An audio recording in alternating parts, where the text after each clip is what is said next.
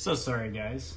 It appears that there is a go live button that I was supposed to hit, and I just was ignoring it. So let's see if that's actually streaming now.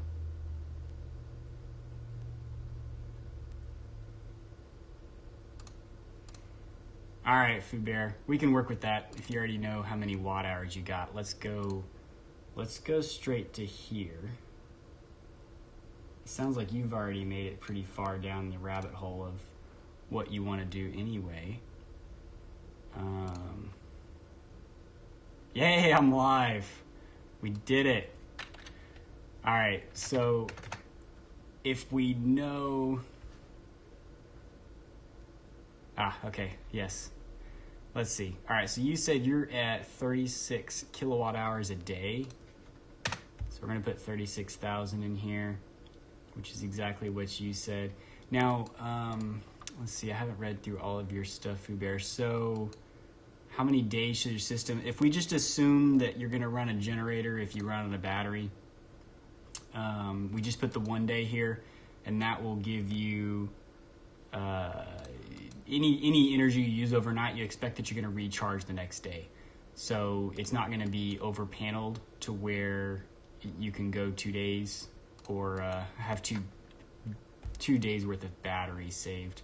So we're just going to go with one there. And then this 70 Fahrenheit, of course, assumes that you're keeping your batteries at room temperature. With the lithium iron phosphate, I'm not sure. I don't think they are affected as much with capacity versus temperature, but you certainly don't want those freezing either. So this is showing. The other thing with this calculator you got to watch out for is that it's going to double your battery bank capacity.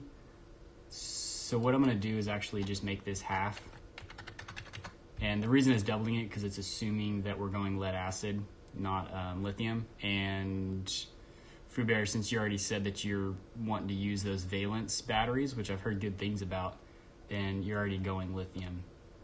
So this is looking at 43 kilowatt hours worth of battery, which is quite a bit. I would definitely do a 48 volt. I don't know if you were looking at that or not, but definitely do a 48 volt if you're looking at a system that big. And yeah, that's 897 amp hours. I'm not sure why they do the 3-string thing, but it's you're just really looking at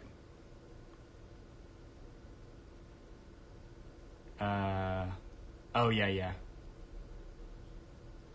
Yep, I hear what you're saying. Yeah, usually when the I kind of take that too, right? Because when the sun's shining hard is when you need your electricity. I'm here in Texas, so if the sun's not shining as hard, then I'm probably not going to need my AC near as much. So it should work out. I guess the hard part there is if somebody is up north. Yeah, I would definitely go 48. I think you're big enough that 48 is going to help you a lot, especially if you're just now building. It's not going to be, I think it'd be less costly to go 48, right? Because your charge controllers, we'll get down to that later, but your charge controllers doesn't have to be as big if you go 48 volt over 24. I'm interrupting myself, but I was saying if you're having to heat your home with electricity, that's where it would get hard, because then you get the opposite, right? Oh, you're 2 hours west? Nice. Heating your home with electricity would be hard, even with the heat pump. You'd want to make sure you get tilting panels, and you might need to over panel a bit for those winter days where it's cold and no sun. So 43 kilowatt hours, that's going to be a lot of battery for you there. And then if we're looking at sun hours, I don't know if you've looked at this before, but basically there's a map that shows bigger is better in Texas. Yes, absolutely. The insolation values, right? So here in North Texas, and you actually might be a little bit higher being out in West Texas. I think pretty close out of the Metroplex, you get a little higher than the 4.1 that we get here in the Metroplex. But here we're at 4.1. And then, so this is saying that you're going to need somewhere in the 5.7 kilowatts worth of solar panels to be able to charge your 43 kilowatt hour battery. And the way they get that is, let me show this real quick. Where's my calculator here? Throw this up on the screen. If you take your 5.71 kilowatts worth of panels and you multiply that by the 4.1 sun hours, that's going to get you 23 kilowatt hours a day, which actually that doesn't seem quite right. I went and used this calculator, and that's still that battery bank capacity seems large. Let's see here. What do we do wrong? If we're using 18,000 watt hours a day, 4.6, nice. Yeah, that's why I'm getting these solar panels from West Texas. They've got nice sun out there. Let's see. Watt hours per day, 18,000. That's 18 kilowatt hours. That makes sense, except you're actually at 36. Trying to figure out what I'm doing wrong here. So if we had this at 1,000, it more than doubles it. Okay, so it must be taking in an efficiency number there as well, because it doubles it and then some. So it's about 120%. So they're probably considering a 20% efficiency loss between the two pieces, right? From the solar panels through the charge controller to the batteries, you lose a little bit. Usually it's 98, 99% efficient. And then from the battery through the inverter out to your AC appliances, you could be losing anywhere from probably anywhere from 7 to 15%. 15% would be a pretty cheap inverter to be only 85% efficient. So go back to this 18,000 number. So that's the reason that this is so large, is because of that efficiency between the voltages. I hear you on the Alibaba thing. I've made a few orders from them for lithium iron phosphate batteries, and my first 2 orders were perfect. The third one, I think the batteries are good. The problem is that they're grade B, so some of them, like the threads, were stripped out on the inside of the top, and most of them, when that happened, they went ahead and helicoiled it, which is fine. It's fixed. It works well, but they missed some of the cells. So I've got a few cells that I guess I'm going to have to go helicoil myself. But hey, if you want some iron phosphate batteries from Alibaba and don't want to take the chance and you want it warrantied by me, just let me know. Anyway, so we've got our 5.7 kilowatts worth of panels is what it says you're going to need. And then, but actually, if we do a 4.6 here, so that actually reduces only about 5.1. And then it's going to determine how many solar panels you need in your array. So if they're 395 watt panels, 13 of them for a total of 5.1 kilowatts. And then, of course, your charge controller. Now, this is what I was talking about earlier. So you're going to need 107 amps worth of charge controller. And if we went back up here and changed our battery bank voltage to 24 volts, you see that doubles. So you'll have to buy, double the amount of charge controllers at 24 volts versus 48 volts. Not to mention the extra copper wiring. Let's see here. So it's pretty simple, right? And then it just gets to, I guess, what products you want to use. And this, I kind of played into here, right, with 395 watt panels. If you were doing, I know there's a bunch of cheap 250 watt panels out there, so you'd be looking at 21 panels instead of 13, which is fine as long as you don't mind. You said you've got the space to rack them, so, you could do super cheap panels as long as the racking wasn't too expensive. I know racking on my roof is pretty expensive, but I'm in the city, and so I would need approved racking, and I only have so much space on the roof and all that. But if you've got the flexibility to do something out in the country, then I'm glad it's helping out some, Fubear. And if anybody else is on the live stream and you want to jump in, throw some numbers in here, let me know. If you don't want to fill out the whole thing, just give me some of the appliances that you're using. We can kind of work out what the wattage is and how long you're going to use them. Let's throw them into a calculator and see what this comes out to. So 110 amps for your charge controller, Fuber, it looks like, if you're going about that size. So, like, I know we've got some 60 amp charge controllers. So you throw a couple in there, you could get your 110 amps. The other thing you have to look out for when you're doing your panels versus charge controllers. So 13 is an odd number, which nice. Yeah, no code guy. 13 is an odd number, so like you'd probably end up going 12 or 14. I would go 14 because you may as well go bigger. Go bigger, go home, right? But then again, you've also got to split that if you're splitting that between two charge controllers, right? So if you've got 14, then that would actually be 7 and 7, so that's not quite right. If you're doing, say, like our charge controllers are 60 amp charge controllers that we've got, these Palmisters, which can handle up to 160 volts input.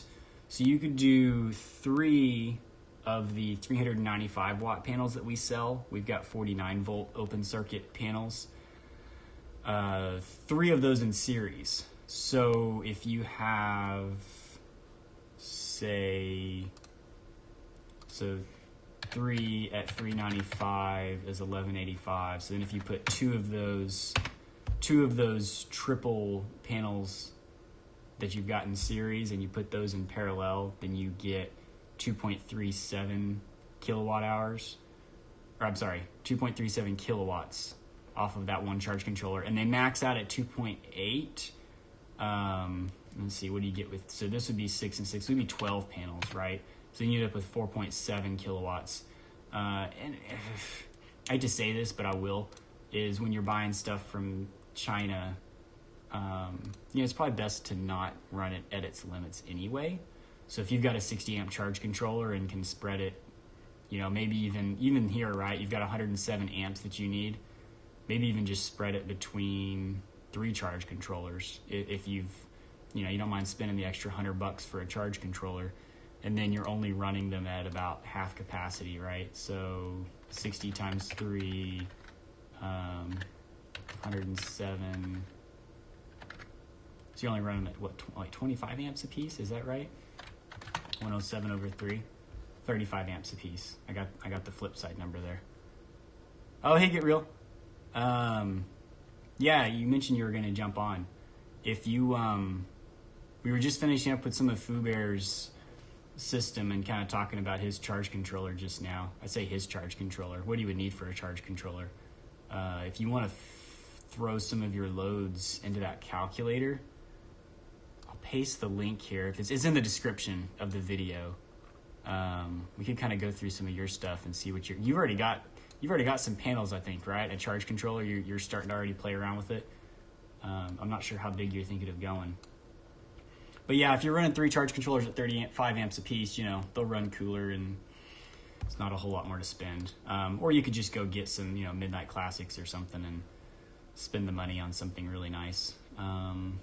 Anyway, so that goes to your charge controller. So the flip side, so that gets you,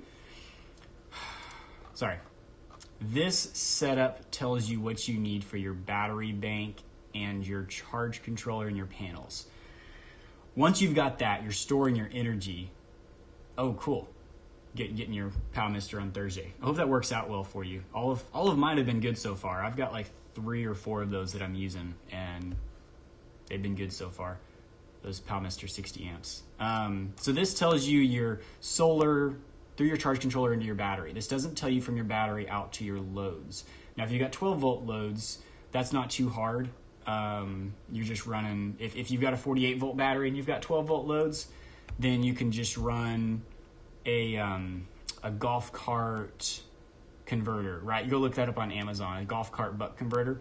It'll transfer that 12 volts down to, transfer the 48 volts down to 12 volts, and you can run that to the distribution panel or whatever you've got for 12 volts.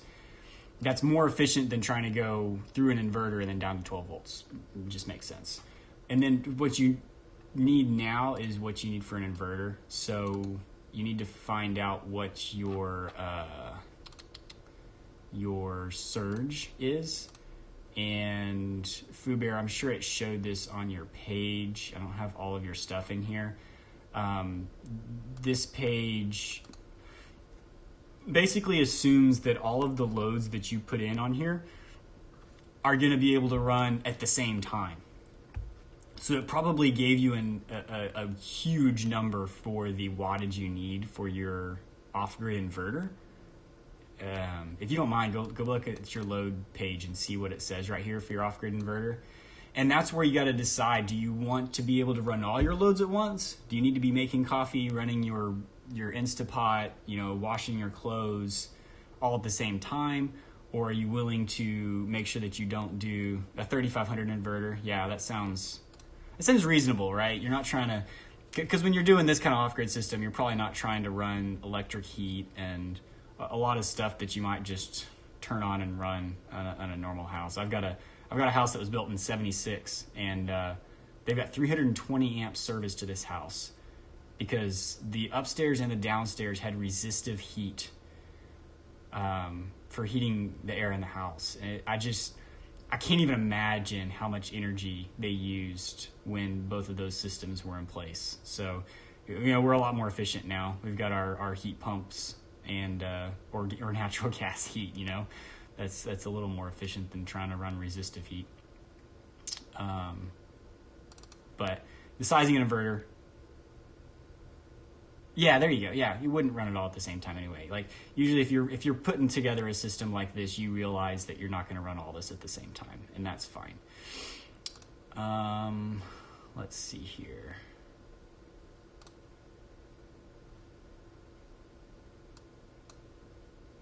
I was seeing some people post on the Facebook page. I think it was a guy up in Scotland. Is it Scotland? Up in this area, talking about needing solar and how many panels he needed. And I was doing some calculation, and it's like, that's insane how many panels you need when you've got a 1.0 to, I think he had like a 1.4 or 1.5 way up here in Scotland. You don't get that much sun. I think they've got a lot of cloud cover, and then they're so far north from the equator that really throws them off a little bit.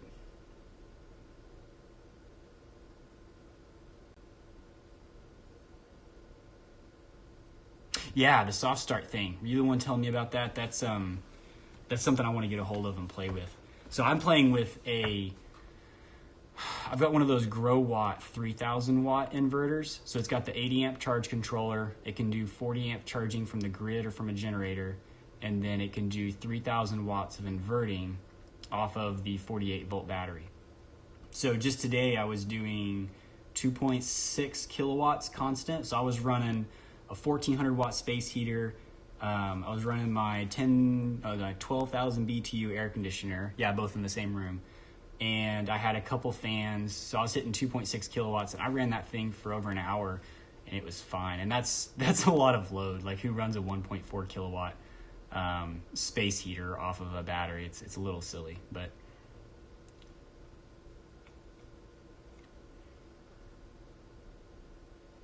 I need to try running some shop tools off of that Grow Watt and see how well it handles it. When I initially had set it up, I had too small of a gauge of wire running down to the battery, and just trying to run a large shop fan, it was kicking out. But I think it was a voltage drop problem. So I've got 4 gauge wire now running to my lithium iron phosphate 48 volt battery. So I got a 5 kilowatt hour battery set up now. I'll have a video coming out on this soon. You've probably seen the little trailer that I've got from my Grow Watt. So I swapped out the battery on that one from the BMW EV batteries over to this lithium iron phosphate battery, which is a little more capacity, and it makes a little more sense for a storage battery. But it's working well. I actually ran, I think I got up to like 3.1 or 3.2 kilowatts on that inverter, and it was working pretty well. Not yet. It hasn't let the magic smoke out yet. That thing's been doing really well. Even after running at 2.6 kilowatts, feeling the vents where the air was coming out, it wasn't that hot, which amazed me. I mean, I realize it's pretty cool outside right now, but it wasn't that bad. Hey Dan, so you've already got some off-grid stuff that you're running. What are you using for batteries? And do you use are you on a 3.5 kilowatt inverter? It's a pretty nice size inverter.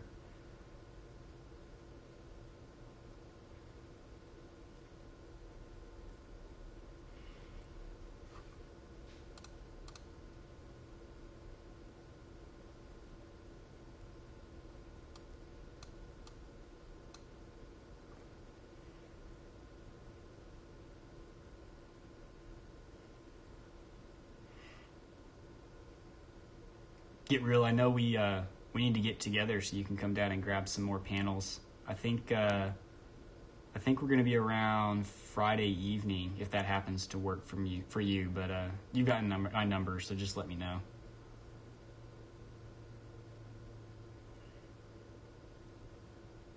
Oh, I was wondering about that. Get real. Yeah, it's a good inverter. That 1500 watt. I've put that thing through its paces. Ah, the Chevy Volt 24 volt. Did yeah, the Volt ones. Those are the ones that look like a they've got that weird shape, like the bell shape to them. The Chevy Volts. Those are lithium ion, right? Not lithium iron phosphate. And they've got you got the option for liquid cooling, but I guess you don't need liquid cooling for doing storage battery because you're not pulling much out of those compared to when it's in a car. Because I guess those a Volt could originally go like 40 miles or something on electric before the engine had to start and provide the series hybrid functionality. So that would mean those would have to be, even just like at a constant cruise, that would be like a 2C rate on those batteries. And obviously way above that for surge capacity when you go to accelerate. So those can handle a lot.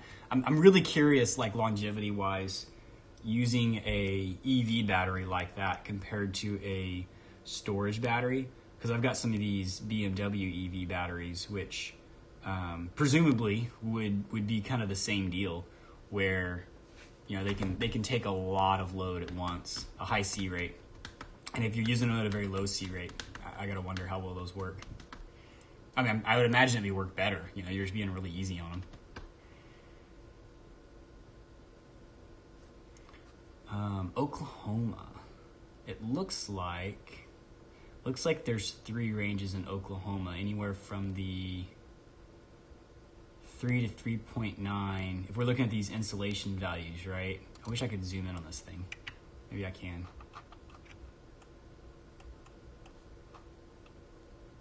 A little bit. So anywhere from like 3 to 5. So you're in the same, I guess you're in a similar range as we are here in the DFW Metroplex.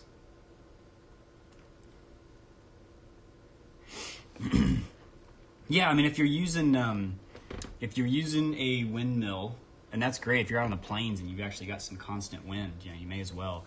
I know a lot of people complain about windmills because the maintenance on those things, and they just cost a lot, and you gotta get the tower and all that jazz. But if it makes sense because you're avoiding the batteries, then maybe it's okay. It could be people thinking for like grid tie, because for grid tie, solar is just hands down.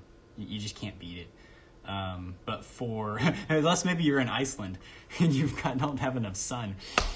But yeah, you can hook multiple charge controllers up to a battery. That's fine.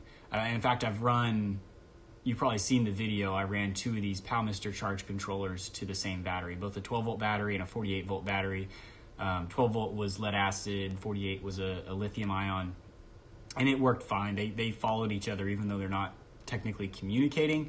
Once they hit the certain voltage, and then they go from bulk charging into absorption, and then down to float, and it followed each other. It was fine. So when you do the wind one, just watch out how the charge controller works. You want something that's going to be similar to the charge controller that you already got for solar. But I don't imagine it's going to be a problem. If you're running lithium batteries, make sure that whatever you're getting for your wind supports that. I know a lot of those, I even have one, those, Amazon wind turbines, they've just got a real simple rectifier with a very simple charge controller, which I think is basically that it dumps power into the battery as fast as it can, bulk charging. And then as soon as it reaches 4.7 volts, or I'm sorry, 14.7 volts, which would be your max for a lead acid battery at 12 volt system, it applies the brake to the wind turbine. and I don't think it had any type of like absorption or float settings. So I would definitely get a smart, like an MPPT type. I haven't looked a lot in the wind turbine stuff, but I would get something that's a smart controller for your wind turbine. So just watch out for that piece. Technically, there's not a lot of difference between a solar charge controller and a wind charge controller. From what I've seen, there might be a difference with a capacitor on the wind charge controller in order to smooth out the power, because typically you're taking a 3-phase AC, running it through a AC to DC rectifier, and then going into a charge controller, which it might be fine, but you've got a lot higher voltage spikes.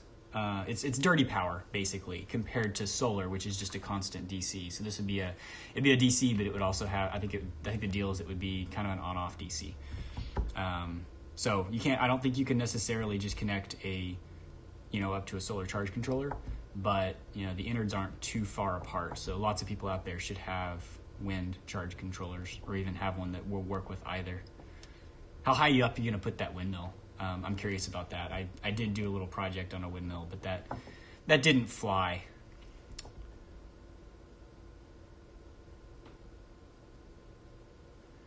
Oh, Dan, be really careful with that no BMS thing.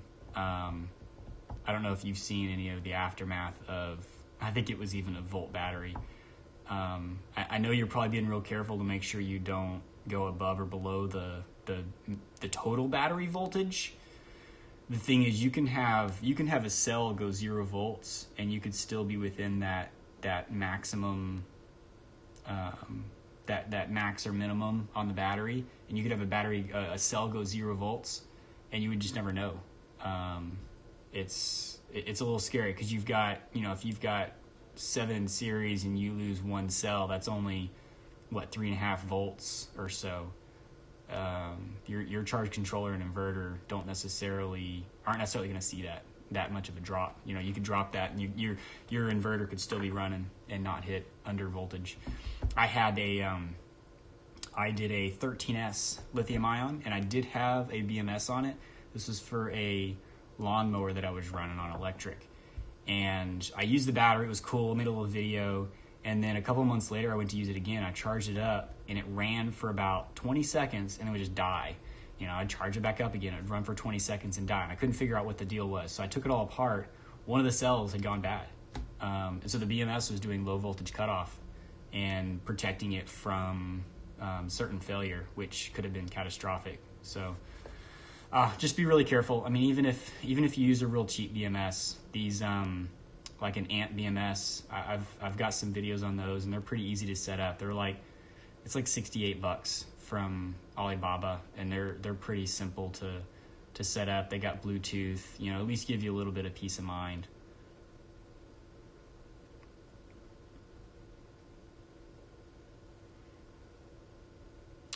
So David, on that, so 600 watts, yeah, you should be getting a lot more than that. How charged is that battery? Because as you go out of bulk and into absorption and then down to float, your amperage will drop off if the battery is full. I know I've got I realize your battery's probably in better condition than this, but I've got an AGM battery that probably only has about 200 watt hours left in it out of it's supposed to be a 1.2 kilowatt hour battery. And when I connect it up to my Palmister and a couple 400 watt panels, it takes minutes to get to the point where it drops into absorption or float. And at that point, the amperage just drops right off, because the battery's just not pulling that much off the charge controller. That would be the first thing I would suspect. The other thing would be, what angle are those panels set at? Do you have those flat, pointed to the south? What kind of angle? And then I'm assuming that you're talking about right now, like this time of year. I was looking at it yesterday, and the sun is as low in the sky as it's going to get here in Texas anyway. So let me know that what angle the panels are set to. I'm curious on that. I wouldn't do I wouldn't do windmill and solar to the same Palmister. I've not tried a windmill to the Palmister, period. It might work. It's certainly not labeled as supported for that, so you'd be kind of on your own there.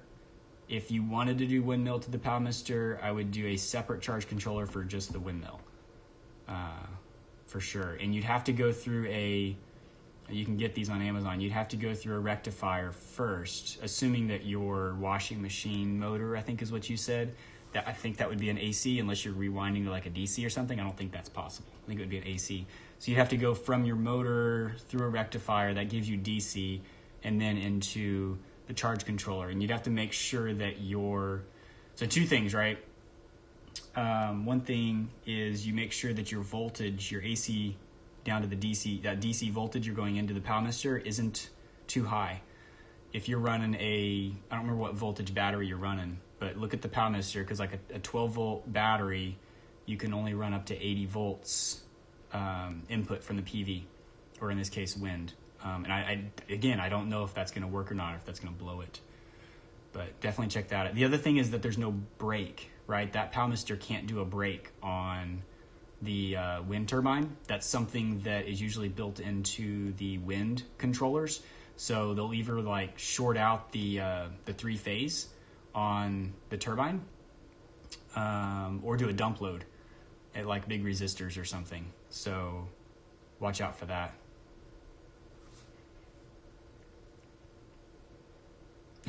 I mean, hey, if you got 20 miles an hour all the time, go for it.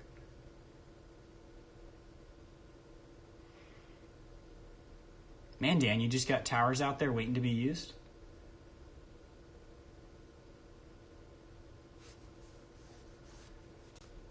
Okay, so David, flat on the roof, that might be what your problem is. I've got a 305 watt on my roof. Don't tell anyone. It's laying flat. I've got a 305 watt that's laying flat. And even in the summer, when the sun was still up higher in the sky, I was getting, I think, 160 watts peak during the day. So I'm sure that's a lot less now. So even in the summer, I was getting about half. So that's probably what it is. What does that work out to in watts? You were saying that you were getting 23 amps at 12 volts, 276 watts, 138. Yeah, that's probably all it is. It's just that they're flat mounted. If you angled those to the south, like right now it's like 45 degrees or more that you would angle to the south to get that really good sun that's way low in the sky. You'd probably double that.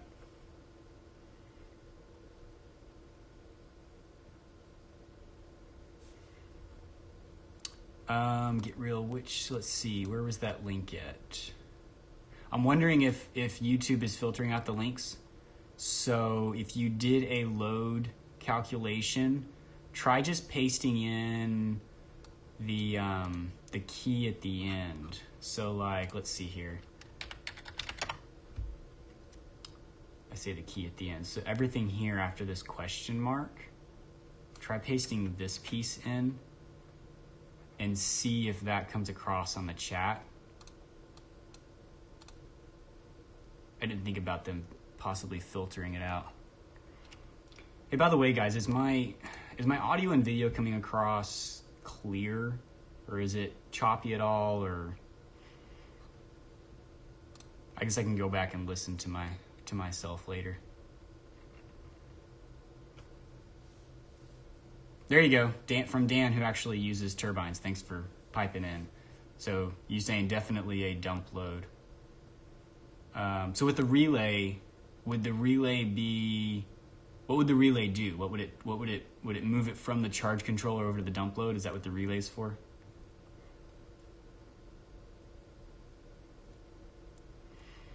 Now I know I guess this could be your solution too. Some wind turbines, I think. Thanks, Jill Giant. I think some wind turbines will turn out of the wind if they start spinning too fast on their own. So you don't have to have an electronic brake, but I don't know.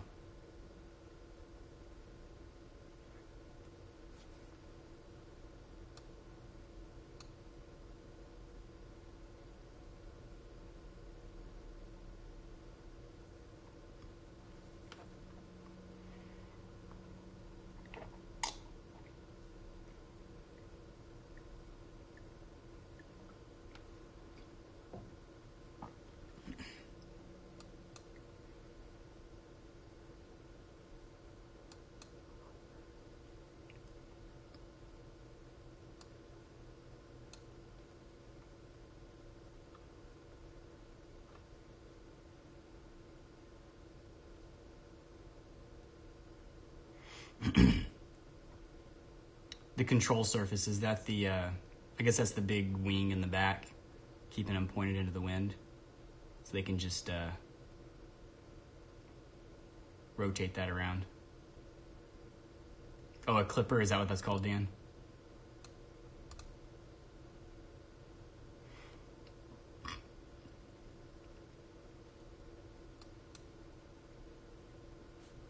Yeah, I'm sure you're not going to get that for $162 on Amazon.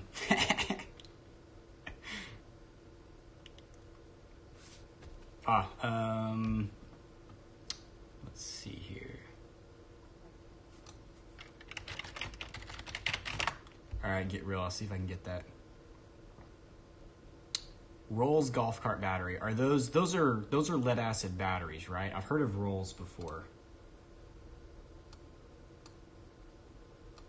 I've not messed with them though. I kind of got into this whole thing just within the past couple of years, so I haven't done a lot with lead acid. I've played around a little bit, but I don't know much.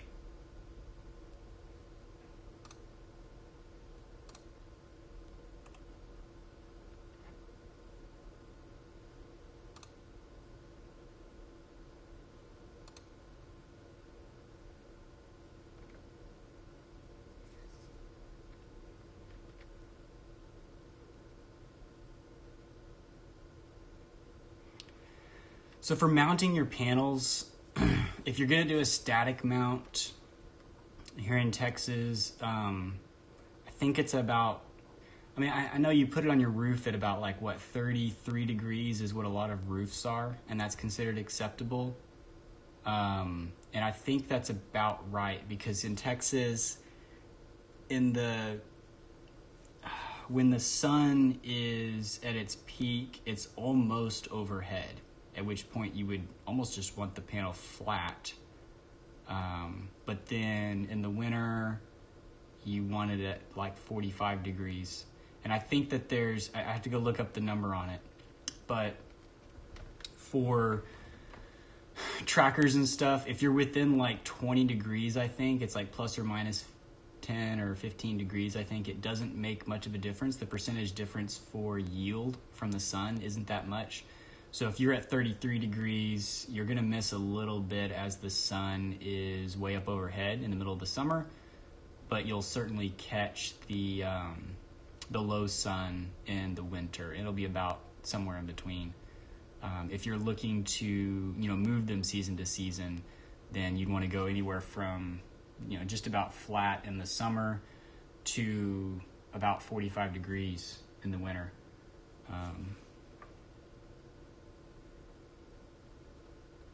Yeah, I hear you, Dan.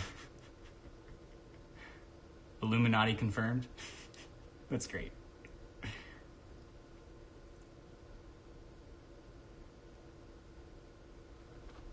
Thanks, Fuber. An actual, this is the way it's supposed to be.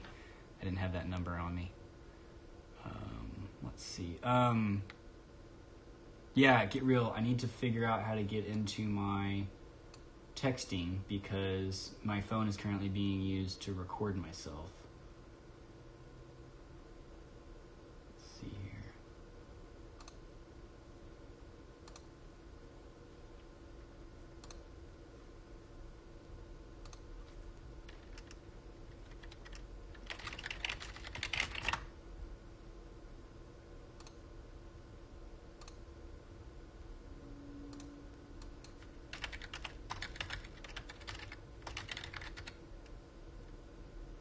Dan, I am a hypocrite, and I do not have solar yet. I am in the process, though. I've got my permits submitted for electrical and remodel, and I have a lot of the stuff here,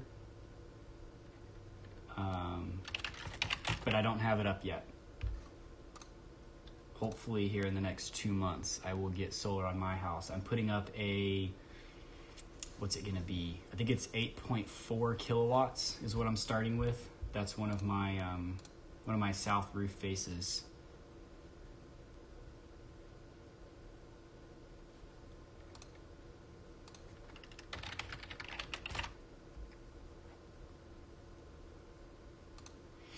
I'm hoping to get up to maybe like 15 to 18 kilowatts eventually. That will have to be, I'll have to have both my south faces as well as 2 or 3 of my west facing roof planes, all with solar panels. And that's, if I'm able to do 400 watt modules, it'll just fit. So I might do this 8.4 and then wait for some higher output modules so that I can get a little more for the long run.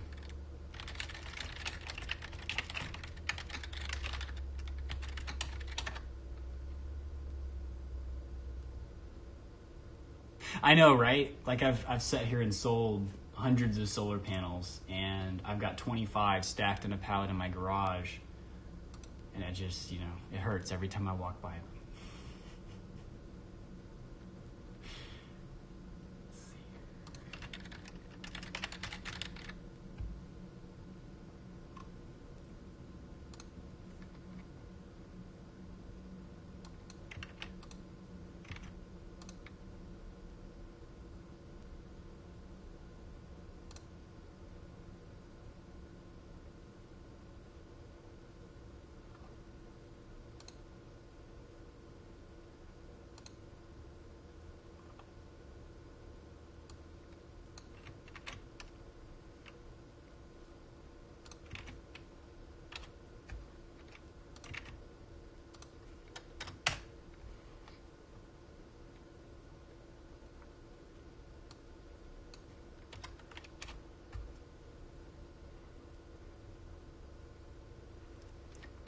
And maybe you can beat me to it, Dan.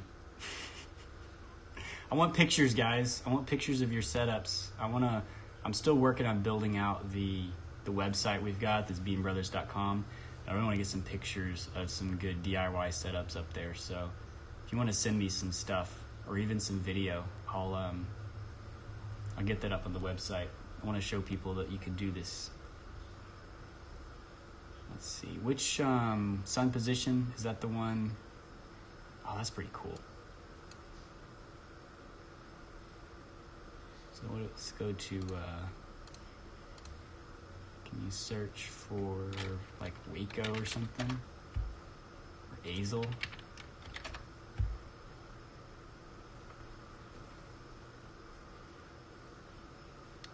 TP tools, position sun, yeah.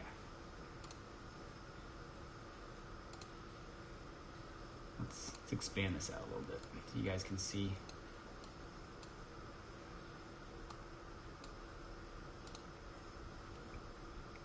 It's probably still a little hard to see, but all right, so this shows, that's pretty slick. So it's not quite overhead, I guess, with the sun. It sure seems like it when you're looking up at the sun in the middle of the summer.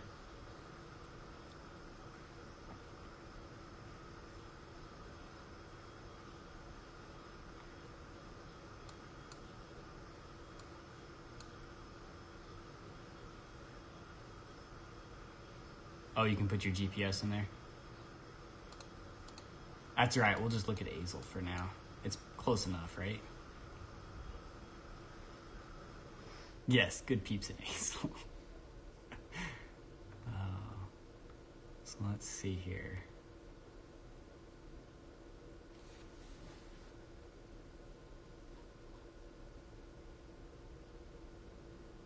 Ah, very nice, Brian. So you went with the Grow Watt. Are you doing a split phase with those, or are you doing 6 kilowatts of 110 volt or 120 volt? Thanks, Brian. Yeah. Oh yeah, this website, Get Real. Yeah, it is.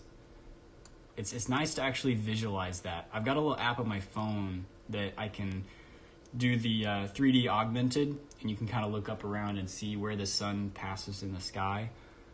But this is nice too, being able to see. I was trying to look to see if you could tell where the angle of the sun. I'm sure it's in here and I'm just not reading it. The angle of the sun at the different times of year.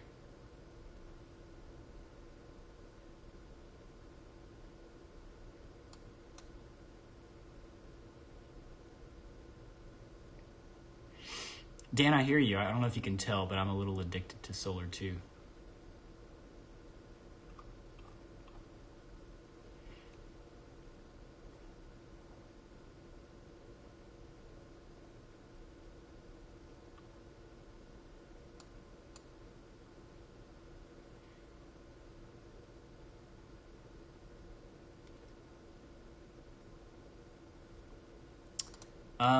Kimoy, how could you send it to me?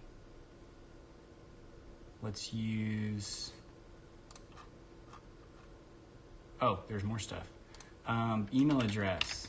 Beambrothers1. There is... Did that come across? I sent the email address. If you want to send pictures, send them there. If you've got like a description or a story along with what you've got, send that to me. If you don't want me to put it on the website, let me know.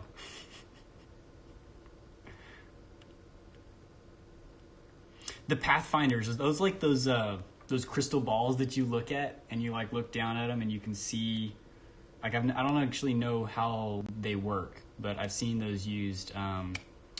Is it Engineer 775? That guy's pretty cool, running around installing off-grid systems in unknown locations. I've seen him using that.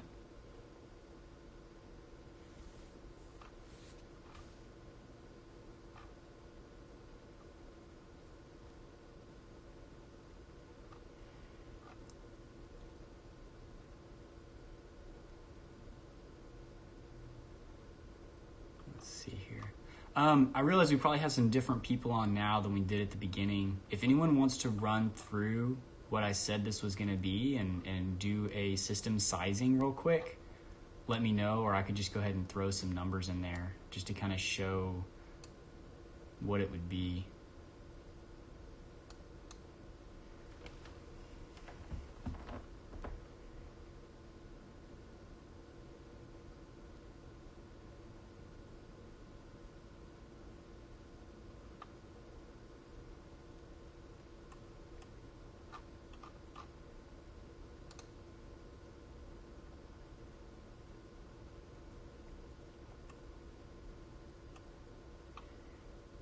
Probably gonna go ahead and wrap this up at about 9:30.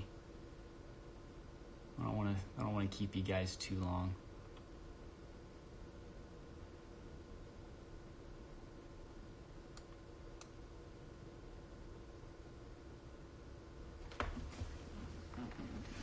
So Fubi, are you thinking like, I guess kind of like, what do you buy first, or what's the most important piece to get for cheap? Or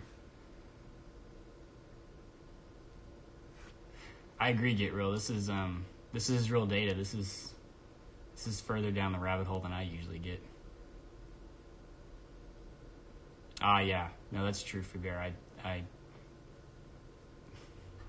Yeah, and that's why, Fuber, that's one of the reasons I always try to tell people, like, go 48 volt. Like, I know overseas you've got systems that are bigger than that for the batteries, but I think that might be code here in the States. I don't think they like you doing more than a 48 volt battery, but it's like, it doesn't cost you much more with the equipment going 48 volt, but man, when you want to grow later on, you don't have to keep buying equipment over again. And you don't have to worry about running 400 amps through a wire.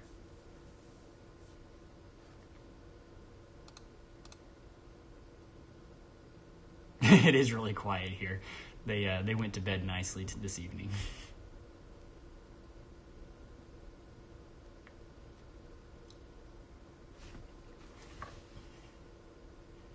Yeah, absolutely. If you guys have some topics to throw my way, I'm all for it. I'd love to get on, and this is cool too. Like, just, doing a live chat and stream and talk about stuff. That wire, yeah, especially if you're going a ways. Like, at least all my systems right now are, within a few feet of each other. But I bought some wire to run some test panels into the house, and it was, I think I spent like $200 or $300 on wire just to get to the panels. It's like, my goodness, it's as much as 2 of the panels cost.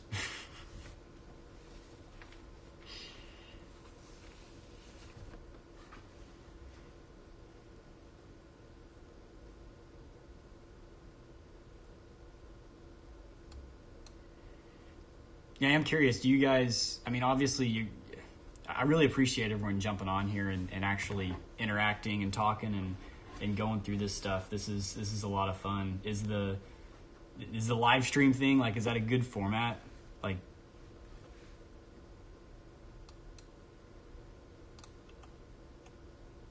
I can sit here and upload videos to YouTube all day long, but if live stream is something that kind of fulfills a different need, then that's cool too.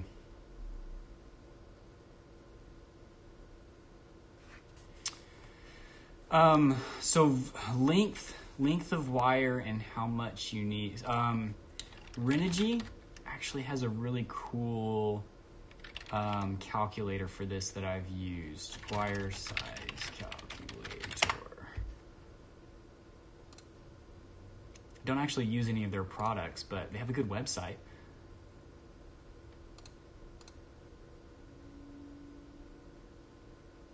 Oh wow, that's some serious runs there, Dan.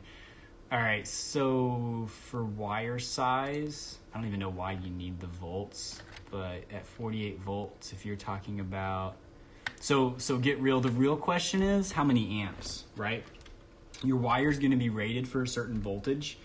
A lot of wires rated for like 600 volts, and that's the insulation on the wire to make sure that it's not, I guess, arcing with something through the insulation. But really, it's the number of amps that are going through that wire, and that's what you need to look at in addition to the, that'll play into the percentage voltage loss. Let's see here. I've eliminated my face. You guys can't see me anymore.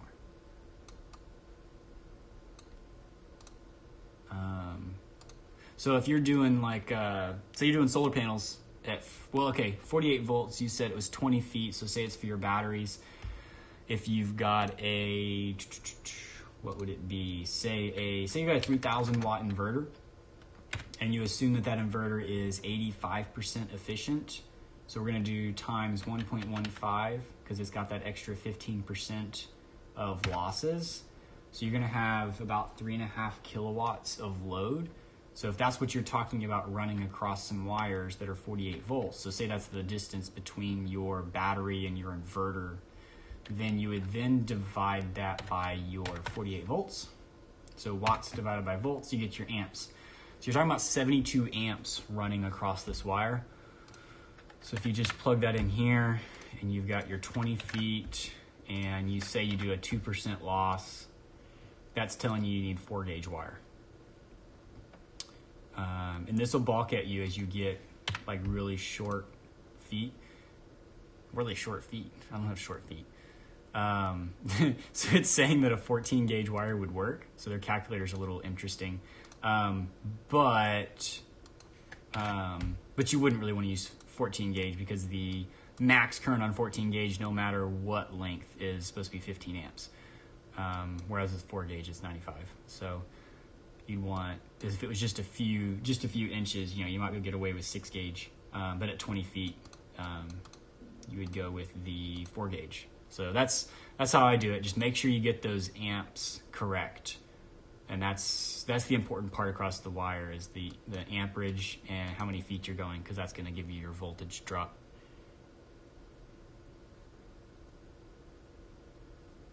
Case studies. That makes sense. What I've been thinking about recently is, I don't know, a lot of the builds and stuff I've done, they don't have a real solid purpose for what they're being built for. I mean, it's a good example system. Like the trailer I'm building, I'm planning to take down to our warehouse so we can just kind of, it's an open system there. You've got your big battery, you've got your inverter charger and your panels, and it's all just right there. It's wired into a real breaker box out to a GFCI outlet and all this stuff.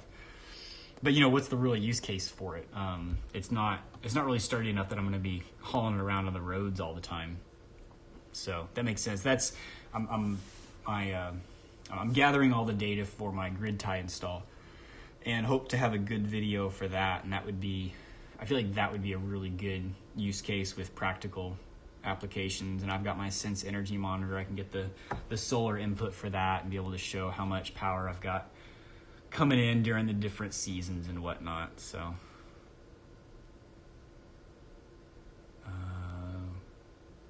The link for the panels.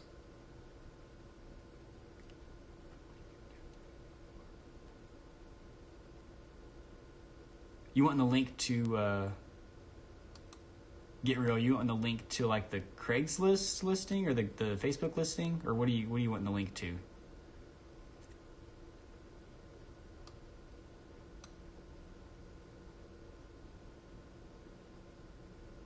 Brian, did we sell you 10 gauge? What was the use case for that? Is that going to work?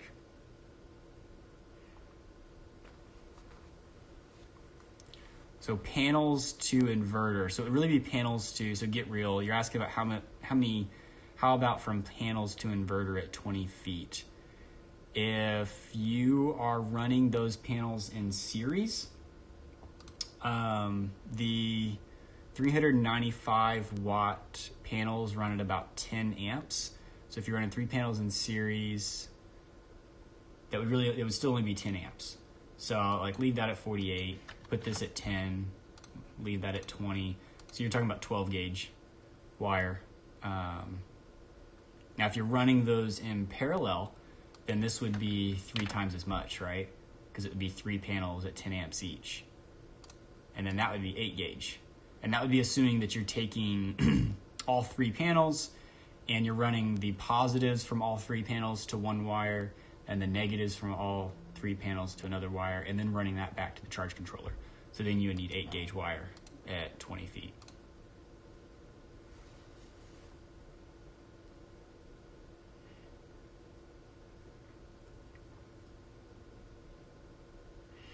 Yeah, Cave, I know like Will Prowse has done some of that, right? Parallel packs, and even parallel packs that are of differing sizes.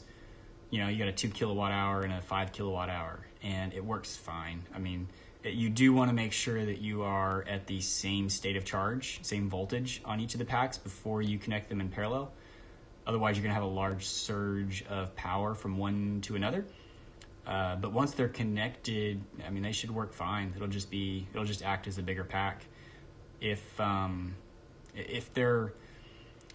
individually they're undersized for what you're doing, then you could run into issues with, like say there's one that can only handle like 50 amps of load and one that can handle 150, you know, and you pull a large load off of it and you trip the BMS on one of them, and then the second one can't handle the load by itself either, and then that one trips too.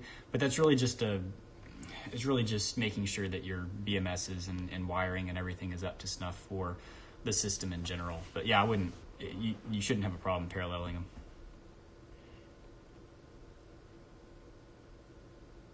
Yeah, Dan, that's a good idea. I mean, why not, right? Just run the 2 sizes more. So if you're saying, when you say 2 sizes more, if it calls for 8, do you run 6? Or if it calls for 8, you run 4 gauge?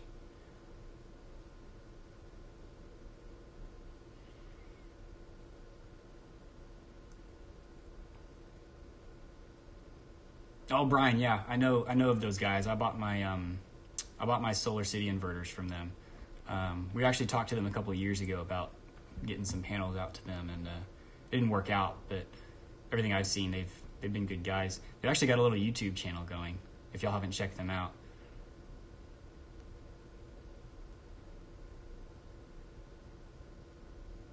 Yep, that's a good idea, Foo Bear. I've actually got you can also get those infrared cameras now that can plug into your phone, or I've got one that I'm borrowing, the Cat camera, like Cat, the equipment manufacturer. They've got one that's an Android phone that has the infrared built in. That's pretty neat too, to be able to see the whole system and overview what kind of temperatures you're getting. Just watch out. If you're doing wires, it should be fine.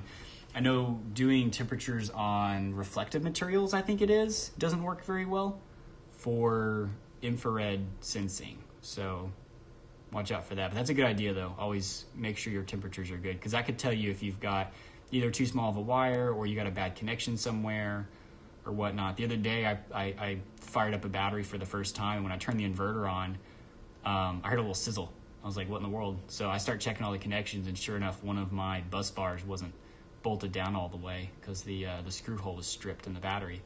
So it's good to just pay attention to things. Fleur, yeah. Oh, yeah, thanks. No, I borrowed mine. I was just lucky.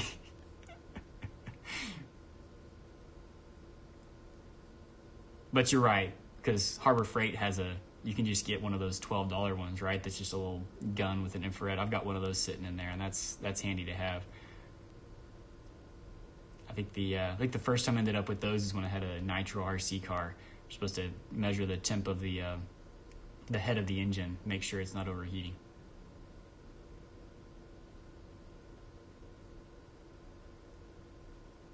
Okay, so batteries, 822 amp hour batteries.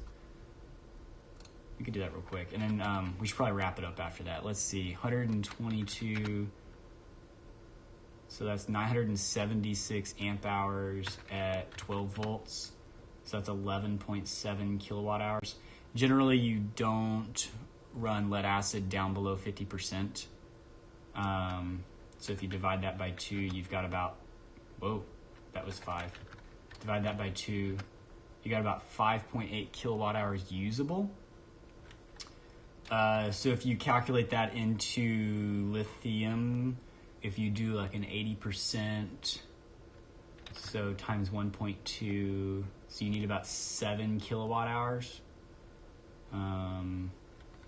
And our cells, the cells I've got in stock right now are 100 amp hour, so they're 100 amp hour at 3.2 volts, which is 320 watt hours a piece. So if I divide that by 320, that's about 22 cells. Now, the problem there is if you're doing a 48 volt battery, you got to do them in sets of 16, right? So it would really be 32 batteries or 16 batteries. If you're doing them in 12 volt batteries, it would just be 4, 8, 12, whatever.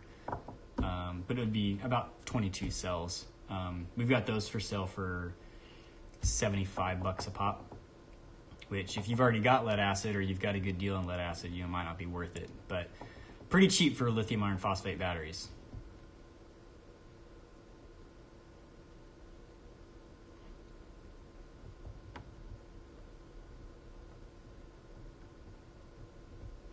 Well, hey, I want to thank everyone for jumping on. I'll make sure this video, I don't know if I'm going to publish it immediately. Probably try and do that. If you guys want to keep your conversation going, please do. I know the chat will stay with the video. I don't know if it transitions into being comments instead and it has to be a comment thread, but yeah. Thanks all for jumping on, and hopefully we can do another live stream here soon. Have some more fun.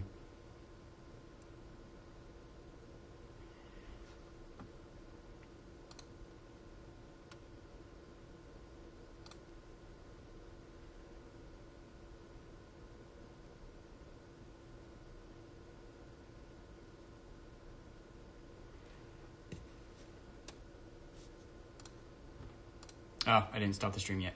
Brian, $75 is the lithium iron phosphate cells that we have.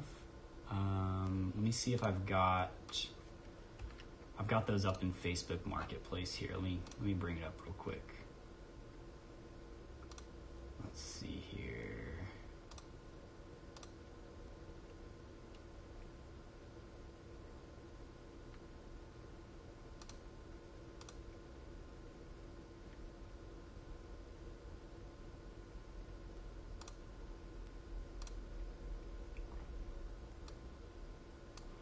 So it's these guys here, Brian. I'll throw a link down. I don't know if this link will come across. Here, I'll just throw, you gotta do the facebook.com before it, because I don't know if YouTube's gonna filter it out. But that's what we've got out here. And I've got some BMSs too. I haven't listed those on Marketplace, but I've got a couple of BMSs that I could help you out with. I waited 3 months for them to arrive from China, so I can get them to you sooner than that. All right, see you, Get Real. And I'm actually going to sign off now, guys, so y'all have a great evening. Yeah, thanks, Art. Thanks, Rodney.